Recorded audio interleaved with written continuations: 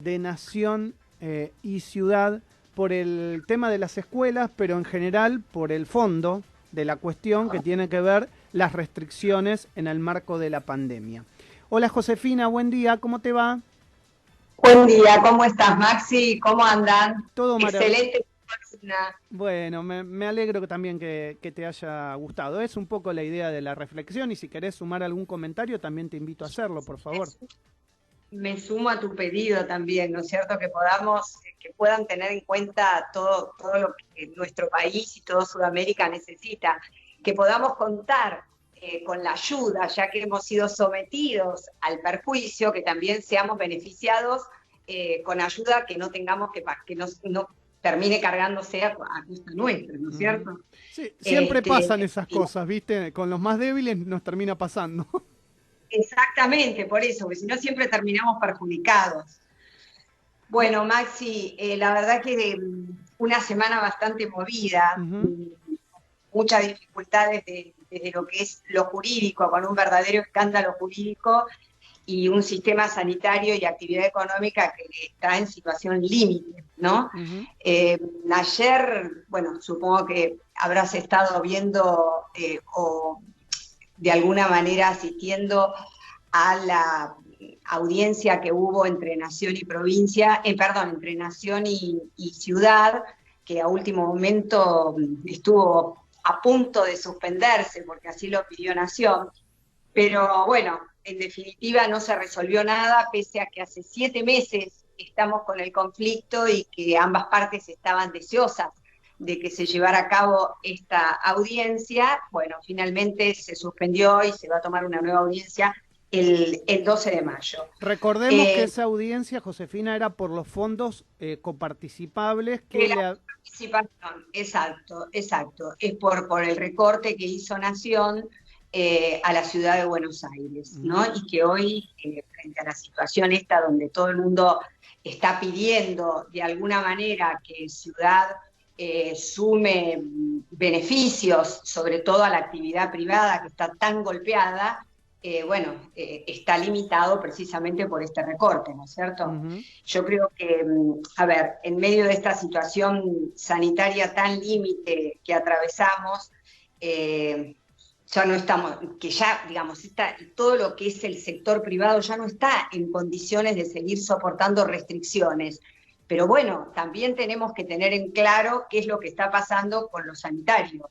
Entonces, bueno, es muy, muy difícil pedir que sigan respetándose todas estas restricciones y que se sigan respetando estas prohibiciones, cuando la realidad es que la actividad económica, digamos, no da para más, ¿no es cierto? Desde el punto de vista.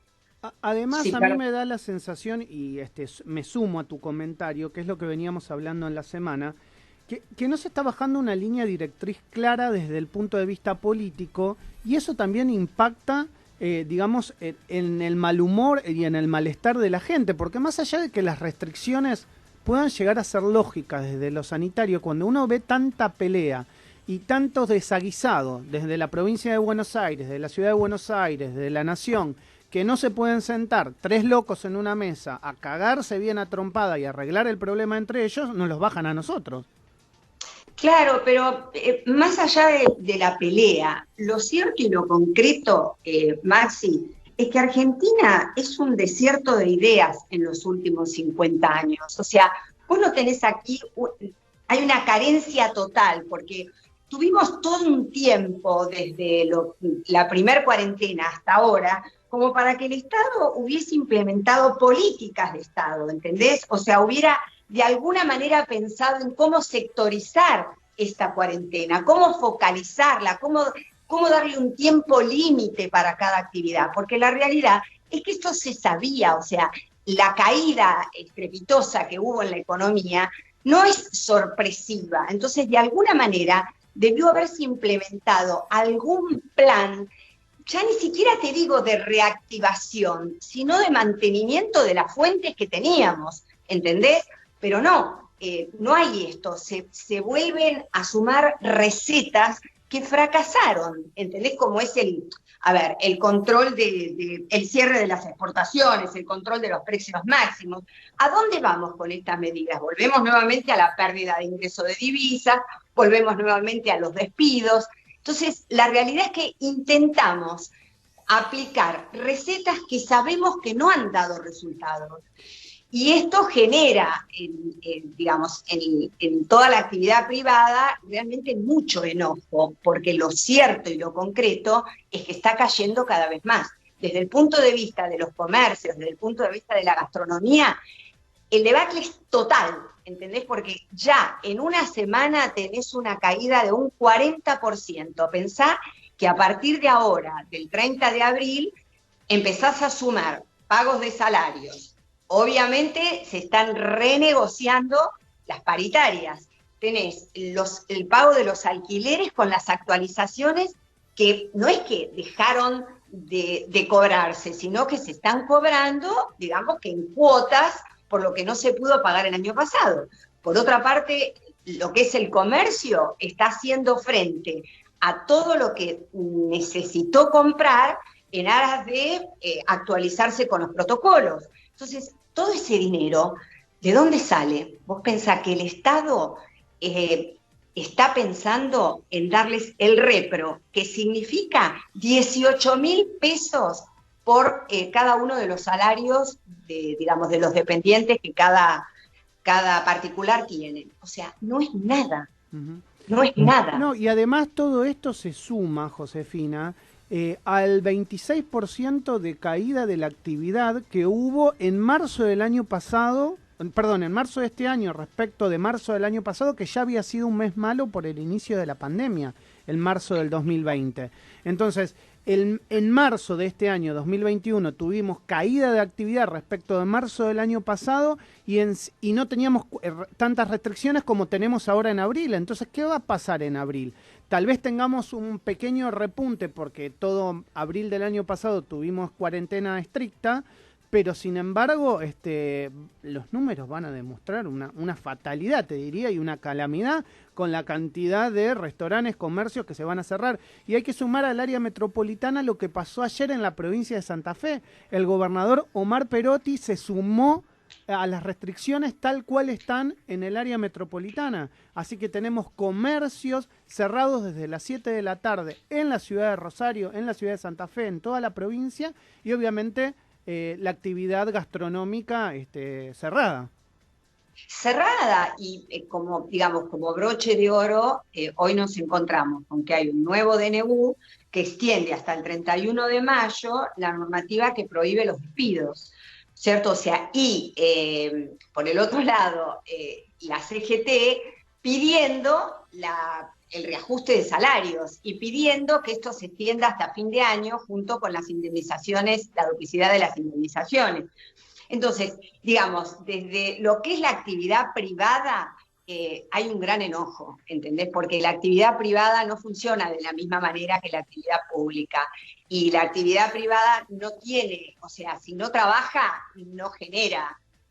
Entonces, claro, el enojo es mayor porque la realidad es que no se la está asistiendo en la medida de la necesidad que tiene. Uh-huh. Por el otro lado, fíjate vos qué incongruente todo esto, ¿no? Tenés al líder de los camioneros con medidas de fuerza, con Walmart, digamos ya hace más de 15 días, justamente ayer se extendió la conciliación obligatoria porque está pidiendo que, como Narváez compró Walmart, está pidiendo que los trabajadores se los despida y se los recontrate y para eso se le paguen las indemnizaciones dobles, como si realmente se los, separara del plantel. Esto es la famosa ley Moyano, que viene aplicando ya hace rato, lo aplicó con Cervecería Quilmes, lo aplicó con la empresa DHL, lo aplicó con Garbarino en La Tablada, y ahora estamos en una fuerza de poder con Wolf, cuando realmente lo que se necesita es que los trabajadores tengan trabajo. No, pero además, a ver, ahora le doy paso a Augusto, que sé que te quiere preguntar, me mandó un mensajito recién, pero quiero hablar desde el punto de vista estrictamente jurídico y corregime si no estoy en lo cierto. hay una continuidad de los actos jurídicos. Si vos vendés una empresa, la vendés con todos sus trabajadores adentro, a menos que vos decidas despedirlos e indemnizarlos, pero no puede el sindicato obligarte a despedirlos y a recontratarlos. ¿O estoy equivocado? De ninguna manera. Además, el ministro de Trabajo, Moroni, lo dijo claramente, que no había ninguna normativa. Lo que pasa es que esto es la fuerza. Y la fuerza, esto es lo que pasa con el sindicalismo argentino, ¿entendés? Y fundamentalmente con Moyano. Tiene su propia ley, ¿entendés? A mí en lo particular me ha tocado estar en negociaciones colectivas y sé positivamente qué es lo que se pretende. No se está discutiendo un derecho del trabajador que se está cercenando. No es de ninguna manera así. Esto es una lucha de poder y, por supuesto, en esa lucha de poder, intereses personales. ¿Entendés? Que nada tienen que ver con derechos de trabajadores, porque ni pierden sus fuentes de trabajo, ni pierden sus derechos, se les reconoce absolutamente todo. Lo que hay es un cambio de accionistas. Continúa el mismo quid de la empresa, o sea, es un cambio de accionistas, pero es una lucha de poder como tantas otras que existen en nuestro país, ¿no? Augusto, querías preguntarle a Josefina. Sí, Josefina, buen día. No, escuchando todo lo que hablan, también quería remarcar, más que preguntar, el tema de que el desempleo, por ejemplo, no es una cifra que vaya a bajar, a tu criterio hasta puede subir, por el hecho de que la gente que hoy está buscando trabajo, yo creo que la tiene más complicada que en cualquier otro momento y que en cualquier otro año, desde hace un año a esta parte, por el hecho de esta incertidumbre y de lo que vienen marcando, ¿no? El hecho de que no se sabe qué va a pasar el día de mañana, de que las empresas han hecho inversiones muy grandes para tratar de cumplir con estos protocolos, no las dejan trabajar, y digo, ¿cómo hace la gente que encima está buscando trabajo, que es algo que hoy en día aquí escasea, porque los que lo tienen lo cuidan y los que no lo tienen les cuesta encontrarlo? Pero además de esto hay un tema que es limitante, que es la incertidumbre que tiene la pyme, el pequeño comerciante, que es quien realmente genera fuentes de trabajo, en tomar gente. O sea, esto es a diario que uno lo ve, porque la realidad, sí, claro, es que uno no sabe cuál va a ser la norma que va a terminar aplicando con un trabajador a lo largo de la contratación. Entonces, cuando yo digo, bueno, el Estado como política de Estado realmente lo que debería haber hecho es implementar normas, no que fomenten el incremento en plena pandemia porque no iba a suceder eso, pero sí mantener las fuentes de trabajo. Claro. ¿Estamos? O sea, sectorizando lo que son las restricciones. La misma pelea, pero desde otro punto de vista, porque yo verdaderamente acá entiendo que la discusión que hay entre nación y ciudad está fundamentalmente limitada a un tema político, porque, a ver, uno tiene como bandera lo que es, digamos, el aspecto sanitario de la pandemia, el otro el aspecto educacional, pero la realidad es que cada uno se está jugando su posición para las próximas elecciones. Entonces, en el mientras tanto, nosotros estamos en el medio, en ese mientras tanto, y vamos perdiendo fuentes de trabajo, vamos viendo más gente en la calle, o sea, lamentablemente es una pelea política. Lamentablemente yo creo que, bueno, que hay un Josefina, tema que... vuelvo, digamos, a la introducción de la columna de hoy. El tema es un escándalo jurídico por donde se lo mire, porque están realmente tirando por la borda absolutamente todos los manuales de derecho constitucional. Por el otro lado, el sistema sanitario, que es el prioritario hoy, y volvemos a decir, porque cuando uno habla de estos temas y se sale un poquito parece que no te importa nada. No, nos importa todo, ¿no? Justamente lo sanitario es lo primero. Y por el otro lado, la actividad económica. Pero la realidad es que no hubo planificación. Tuvieron un año para planificar esta segunda ola y no planificaron nada. Ninguno. No se planificó y tampoco se presentó un proyecto, ¿entendés? Desde el departamento, digamos, el Ministerio de Producción.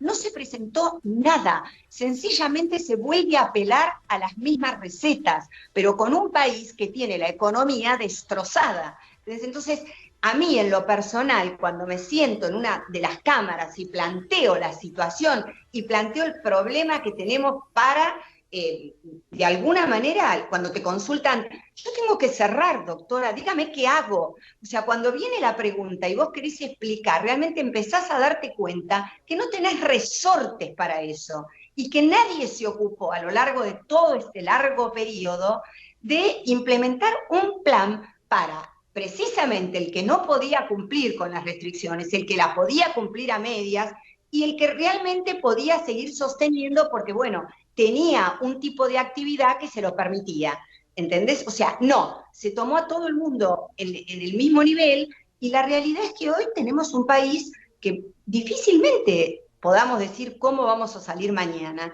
O sea, nosotros ahora estamos asistiendo a una pelea netamente judicial entre ciudad y nación, cuando verdaderamente ambas partes deberían darse cuenta la incertidumbre y el temor que hay en la gente. Y el periodismo, sumándote la cantidad de camas ocupadas, sumándote la cantidad la falta de respiradores, digamos, la falta de oxígeno, implementando nuevamente un miedo que, te digo sinceramente, desde el lado del comerciante que no puede pagar sus alquileres, no puede pagar sus salarios, no puede llevar el pan a su casa, te contestan, si me muero de COVID, va a ser lo mismo que si me muero porque no tengo que darle de comer a mis hijos. Esta es la respuesta. Entonces, la realidad es que ante un desenlace irreversible, que es la falta de camas, de terapia, de oxígeno, de respiradores, ante lo inminente, la única opción que es el caos y el ruido, digamos, para seguir confundiendo a la ciudadanía, y que cada partido tenga argumentos para sobrevivir a las elecciones, a ver, nosotros lo que tenemos que hacer es no desesperar y no entrar en ese juego. No entrar, ver de qué manera como pueblo podemos ser quienes de alguna manera les digamos a nuestros dirigentes que ellos son los que conducen, nosotros conducimos, ellos tienen el automóvil que debe ser conducido. No solamente sus propios beneficios, sino lo que el pueblo en este momento está pidiendo, que es más que una cama, un respirador, vacunas. Necesitamos las vacunas, apuntalar todos hacia ahí, pero no quedarnos simplemente en cuántas camas vacías tenemos. Realmente yo ayer cuando veía, digamos, de alguna manera la reunión del gobernador de la provincia de Buenos Aires y los principales... Sí, aquí en la Casa de la Provincia sobre Avenida Callao, sí. Claro, la verdad es que es muy triste, ¿no? Porque, bueno, porque yo creo que hay una gran confusión que se le está planteando a la ciudadanía. Y esto es lo que cada día está generando más enojo y más bronca. No, y esto ahí es lo te sumo... que hace que no se cumpla. Te sumo como para cerrar y después te doy un minutito para que vos cierres la idea. También ahí hay un grave problema de las empresas de medicina privada, porque todos sabemos que el 80% de la atención en la ciudad de Buenos Aires pasa por las empresas de medicina privada. Y lo digo esto me parece que con sentido común. También ellas, es decir, las empresas de medicina privada que no han dejado de aumentar un solo peso en todo este año de pandemia y por el contrario no se han fijado en el bolsillo de quienes las consumen, no han tenido la capacidad para pedirle al Estado o bien para dar la respuesta propia de prever esta segunda pandemia o esta segunda ola, porque hoy vemos que salen por todos los canales de televisión a decir, muchachos, cierren todo porque me colapsan las terapias, pero ¿qué hiciste vos en el transcurso de este año para tener más camas? ¿Qué hiciste vos en el transcurso de este año para prever que ibas a tener 30.000 contagios por día? ¿Qué hiciste? ¿Qué podés mostrar? ¿Abriste más hospitales? A ver, una gran, no quiero dar un nombre, pero una gran empresa de medicina privada, si tenía 5 hospitales a disposición, ¿por qué no abrió uno de emergencia? ¿Por qué no contrató un hotel de los cerrados y le puso camas adentro? No sé, estoy pensando en vos alta, pero me parece a ver, sí, yo lo que creo es que volvemos a lo mismo. O sea, esto surge o aparece desde la cabeza. Vos tenés que plantearte esto. Si en diciembre hubo toda una revolución porque no se autorizó un aumento de las prepagas, se tiró para atrás el aumento, se dijo que no podían aumentar, que la situación había que acompañarla por la pandemia que estábamos viviendo, y ahora vos te encontrás con un 4,5% en abril y un 5%, entonces esto te da la respuesta a la aparición por todos los canales. Entonces, lo que nosotros tenemos que ser es conscientes de que con miedo solo, esto no se soluciona. Y que todos juegan sus intereses. Todos, absolutamente todos. Y a veces en el caos y en la revuelta del caos podés llevarte un puntito más, 2 puntitos más, 3 puntitos más y bueno, te dimos la respuesta, me parece, no sé. Exacto, y si no, ponete a mirar, pensá solamente en esto, a quienes tenemos en la primer línea de fuego, que son los médicos, claro, le damos un bono de 6.500 pesos multiplicado. Es vergonzoso, ¿entendés? Pero la realidad, a ver, esta misma gente que estuvo ahí con el gobernador y demás, ¿no se da cuenta de esto? No, sí que se dan cuenta, pero sí que se dan cuenta. Por supuesto que se dan cuenta. ¿Entendés? O sea, así como el gastronómico y el comerciante te dice, con 18.000 pesos yo no puedo hacer nada, ni que no toquemos el tema jubilados, no lo toquemos. Pero lo vamos a tocar en las próximas columnas, por supuesto que sí. Sí. Bueno, José, te mando un abrazo grande, que tengas un lindo jueves, un cariño enorme y nos reencontramos la semana que viene. También, cariños, Augusto, cariños Maxi, buen jueves. Un beso muy grande. Y ustedes se pueden comunicar con nosotros al 11 22 62 77 28. Desde Buenos Aires, Argentina y para todo el mundo, transmite Radio Sónica.